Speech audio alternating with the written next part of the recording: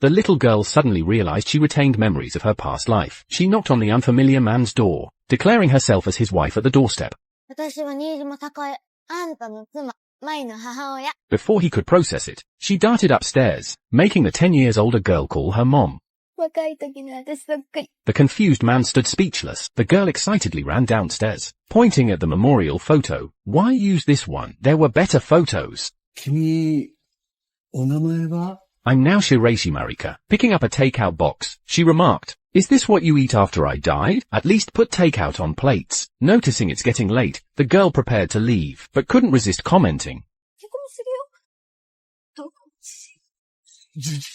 After she left, the father and daughter recognized Takei's mannerisms in her. Next morning, the girl returned, and found the door locked. She retrieved the spare key from the flower pot. Inside, she uncovered her secret stash. Flipping through photo albums, she smiled at Mai's childhood pictures, radiating pure joy. Noticing no birthday celebration since her death, it seemed they hadn't moved on. Keisuke received a call from the mysterious girl, urging him to meet at their spot. "Meet me at our usual place." Keisuke brushed it off. But after work, his routine bus ride led him to their proposal site where she waited.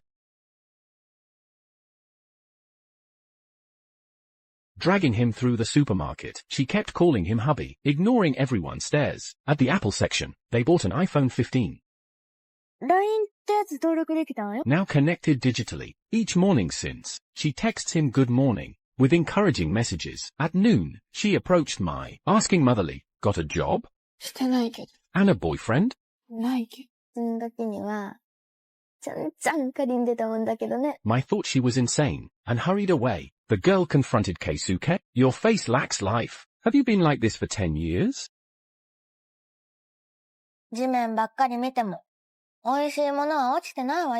Next day, remembering her words, he walked all through the village. His spirit lifted, greeting co-workers warmly. Colleagues were stunned, but loneliness returned at home. The girl reappeared, directing Keisuke to clean the messy yard.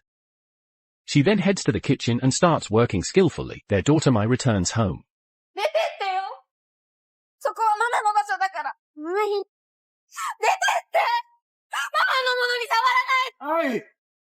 Mai storms out angrily after saying this. Days later, friends gather for Takei's memorial. Keisuke says it's been 10 years, this is the last time. He plans to sell the house and start a new life. Takei overhears everything from outside. After guests leave, Takei enters. Keisuke says his wife bought this house. Though the furnishings are old, she personally chose every item. From kitchen tiles to entryway lighting, she wanted him to master brewing coffee.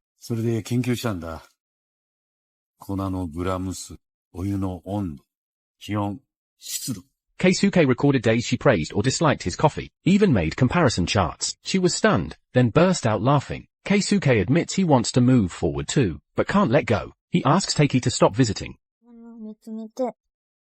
Takei cups his face to comfort him, but Keisuke pushes her away, unable to contain his emotions. Takei runs to their old vegetable garden, crying her heart out. Suddenly she notices something, and parts the weeds, finding the bell pepper she grew for him. Next day, mysterious gifts arrive. This isn't an ordinary cake. Bear cookies from age 11 to 20 radiate maternal love. Mai hasn't celebrated birthdays since her mother died. Now, she feels her mother's presence returning. Meanwhile, Keisuke receives a package containing his wife's signature homemade bento, her secret recipe. One bite floods him with memories. She created this dish to energize him during late work nights. Bite-sized vitality, named stuffed bell pepper lion's head. Using peppers they grew together, the familiar taste brings tears streaming down his face. He knows she's back. Father and daughter both rush toward the school.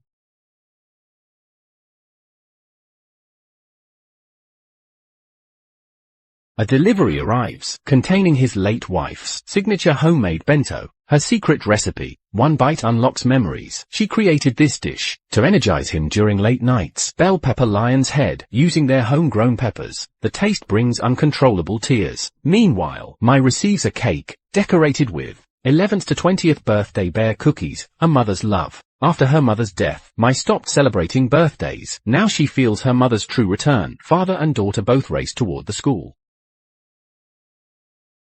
北朝駅のホーム、あなたが私にプロポーズした場所。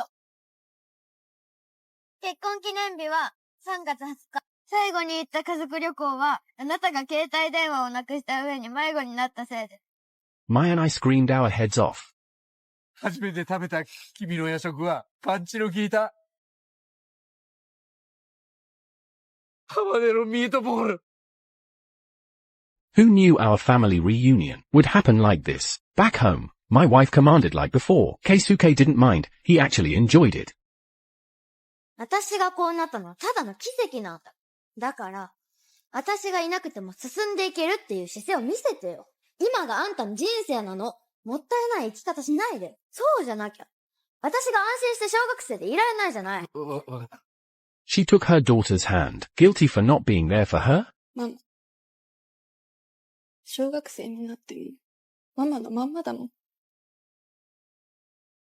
おかえり、ママ。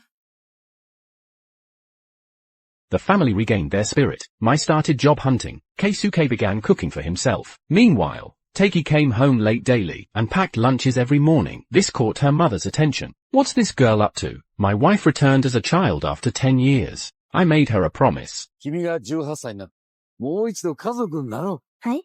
I pulled out my phone. 何 Back at work, he grinned at his phone's lock screen girl. He ate her lunchbox blissfully at noon. Teiki suddenly texted him. He spammed happy emojis instantly. His phone slipped when standing up. His secret admirer saw the lock screen. Panicking completely, he pulled off an instant magic trick. After work, he hid to surprise his wife, but a classmate stopped her. 好きだ。俺と付き合ってくれ。Keisuke saw a love rival. His wife was always popular. Colleagues queued to invite her out. Even Reborn, her charm remains. Keisuke suddenly slipped and fell. He rushed over to confront the boy. He pretended to be the girl's uncle, scaring the boy away. Later, they entered a tavern, where they encountered Teiki's brother. Shocked by the revelation, he feared everyone was being deceived. He demanded everyone's money. Teiki stepped forward, grabbed his nose and said, "You wasted money while I was alive, and still squander it after a decade?" The brother fled in terror. あの子成長しないわね。 The brother finally realized, remembering how his sister disciplined him, exactly like what just happened. He began to believe the truth. Teiki packed daily lunches, arousing her mother's suspicion. She claimed it was schoolwork. Teiki visited her previous home, dressed Mai carefully, applied beautiful makeup, making Mai look stunning. Keisuke photographed Mai with his old camera. いいね。カリ、楽しんでくんなよ。ありがとね、ママ。After Mai left, Teiki mentioned missing dates. Keisuke grinned like a boy. They bought Mai gifts at the mall. Teiki chose a scarf for Keisuke. The bill shocked them at checkout. They snacked while window shopping, heading to a movie, until Keisuke's co-worker Moriya spotted them. Curious about the girl, Keisuke stammered. He tried to explain, but Teiki kicked him.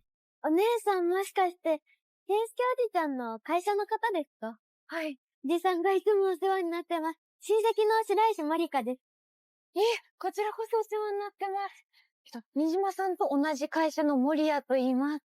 森谷さん、少し抜けてるところがあるから、ご迷惑おかけしてたらすいません。まりかちゃん、今日パパやママは一緒じゃないの？ They fled citing movie time, but ran the wrong way. 新島さん、はい。映画館、あっちです。おじさんとはそそっかしいんだから。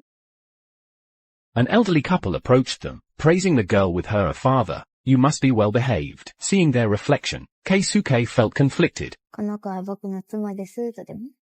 嘘はつきたくない。君と一緒にいるこの時間を嘘やごまかしなんかに費やしたくない。1分1秒。とばかにあの。The two happily watched the movie, looking just like young lovers in passion. On the way home, Teiki reminisces about her past life. Her husband back then was silly and clueless, yet popular with women. Neighbors often sent him gifts. He always helped neighbors with their troubles, oblivious to his own charm, leaving her constantly jealous. Before she knew it, she was home, unaware her brother had followed. The moment she entered, Mom confronted her angrily. どこ行ってたって聞いてんだよ！なんで黙ってんの？ Keisuke intercepts his reincarnated wife, inviting her on a family trip. Teiki beams with joy. 場所はあなたが考えてくださいよ。